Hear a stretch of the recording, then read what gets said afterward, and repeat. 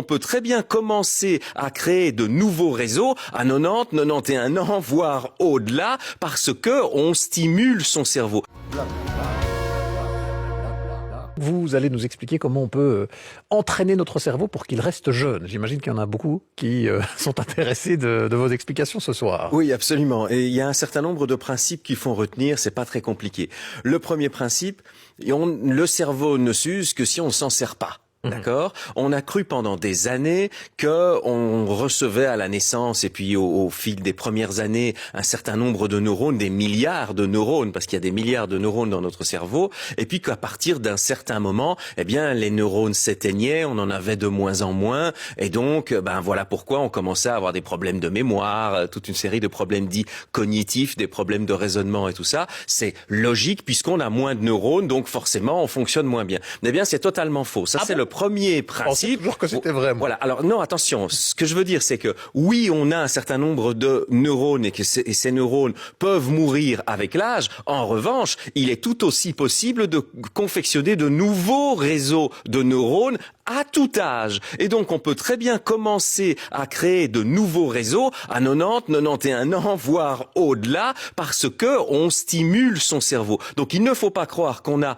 un certain nombre au départ et puis qu'à la fin, on est condamné à en avoir de moins en moins. Ça n'est pas vrai. Le premier principe, le cerveau ne s'use que si on s'en sert pas. Ça veut dire que si on s'en sert, eh bien, on peut le maintenir jeune. Premier principe. Le deuxième principe, c'est qu'on peut le maintenir jeune en le stimulant de plein de manières différentes. On peut avoir des interactions sociales. C'est très important d'avoir des interactions sociales. Il est très important de faire, on va dire, du sport cérébral, des mots croisés ou autres. Mais pas que ça. On peut apprendre un nouveau langage, par exemple. On peut apprendre à jouer au Rubik's Cube et autres.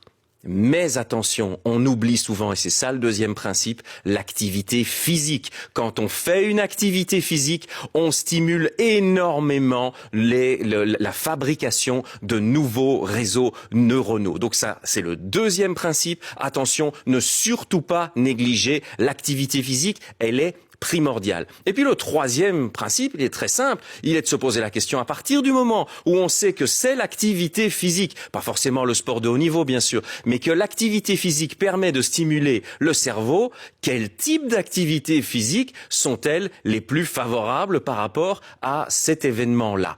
Eh bien, il y a eu des recherches qui ont été réalisées en Allemagne à ce propos. Les chercheurs ont demandé à un certain nombre de volontaires de participer à l'étude et ils les ont regroupés, c'est des gens relativement âgés, et ils les ont regroupés en trois catégories différentes. En fait, il y avait trois groupes différents. Un premier groupe, c'était un groupe qui ne pratiquait pas d'activité physique. Le deuxième groupe était un groupe à qui on demandait de pratiquer des activités physiques qui les rendaient de plus en plus experts dans une certaine discipline. Par exemple, la marche nordique ou par exemple le vélo. Eh bien, ils devaient faire régulièrement cette discipline-là pour devenir des experts de cette discipline-là particulièrement. Et puis le troisième groupe, c'était des gens qui faisaient de la danse. L'activité physique, c'était de la danse. Mais la différence par rapport au groupe numéro 2, c'est que pour la danse, eh bien, il s'agissait toutes les semaines ou toutes les 2 semaines de changer de danse. Donc, de faire un apprentissage d'une nouvelle danse. Une semaine, c'était le jazz. Une deuxième semaine, c'était peut-être le quick step. Et puis, il va y avoir le tango et puis la valse. Donc, à chaque fois, des apprentissages différents. Et puis, donc, bien évidemment, qu'est-ce qu'ils ont fait? Ils ont demandé à ces différents groupes de participer à des activités pour mesurer leur capacité cognitive, leur mémoire, leur capacité de raisonnement. Bien évidemment, on a constaté que ceux qui ne faisaient pas d'activité physique étaient très en dessous des deux autres. Et parmi les deux autres groupes, à votre avis, quel était le groupe qui fonctionnait le mieux? Ceux qui variaient des Bien entendu, ceux qui variaient, donc le groupe des danseurs. Et donc, la règle est très simple. 1, utilisez votre cerveau. 2, pratiquez de l'activité physique. Et 3, variez, essayez d'apprendre des nouvelles choses. Vous allez conserver votre cerveau jeune plus longtemps. Eh bien, voilà de bons conseils. Merci à vous, Patrice Goldberg.